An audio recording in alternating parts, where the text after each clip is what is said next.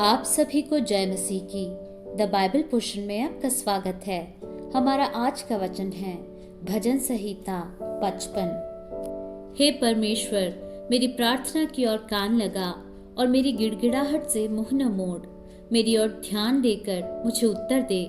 मैं चिंता के मारे छटपटाता हूँ और व्याकुल रहता हूँ, क्योंकि शत्रु कोलाहल और दुष्ट उपद्रव कर रहे हैं।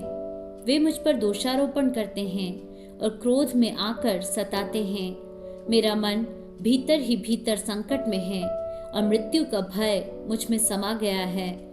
भय और कपकपी ने मुझे पकड़ लिया है और भय के कारण मेरे रोए रोए खड़े हो गए हैं। तब मैंने कहा, भला होता कि मेरे कबूतर के से पंख होते, तो मैं उड़ जाता और विश्राम पाता। देखो, फिर तो मैं उड़ते उड़ते दूर निकल जाता और जंगल में बसेरा लेता। मैं प्रचंड बयार और आंधी के झोंके से बचकर किसी शरण स्थान में भाग जाता।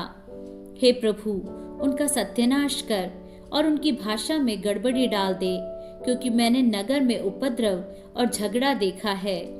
रात दिन वे उसकी शहरपनाह पर चढ़कर चारों ओर घूमते हैं और उसके भीतर दुष्टता और उत्पात होता है। उसके भीतर दुष्टता ने बसेरा डाला है और अंधेर, अत्याचार और छल उसकी चौक से दूर नहीं होते।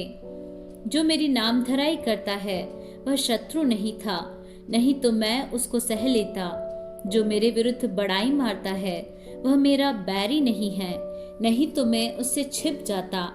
परंतु वह तो तू ही था, जो मेरी बराबरी का मनुष्य, मेरा परम मित्र और मेरी जान पहचान का था। हम दोनों आपस में कैसी मीठी मीठी बातें करते थे। हम भीड़ के साथ परमेश्वर के भवन को जाते थे। उनको मृत्यु अचानक आ दबाए, वे जीवित ही अधोलोक में उतर जाए, क्योंकि उनके घर और मन दोनों में बुराइयां और उत्पात भरा है। परंतु मैं तो परमेश्वर को पुकारूंगा और यहोवा मुझे बचा लेगा। सांझ को, भोर को, दोपहर को, तीनों पहर मैं दोहाई दूंगा और कराहता रहूंगा, और वह मेरा शब्द सुन लेगा। जो लड़ाई मेरे विरुद्ध मची थी, उससे उसने मुझे कुशल के साथ बचा लिया है। उन्होंने तो बहुतों को संग लेकर मेरा सामना किया था। परमेश्वर जो आदि से विराजमान है, यह सुनकर उनको उत्तर देगा। ये वे हैं जिनमें कोई परिवर्तन नहीं और उनमें परमेश्वर का भय है ही नहीं। उसने अपने मेल रखने वालों पर भी हाथ छोड़ा है। उसने अपनी वाचा को तोड़ दिया है। उसके मुंह की बातें तो मक्खन से चिकनी थी, परंतु उसके मन में लड़ाई की बातें थी। उसके वचन तेल से अधिक नरम तो थे, परंतु नंगी तलवारें थीं। अपना बोझ यहोवा पर डाल दे, वह तुझे संभालेगा। वह धर्मी को कभी टलने न देगा। परंतु हे परमेश्वर, तो उन लोगों को विनाश के गड्ढे में गिरा देगा।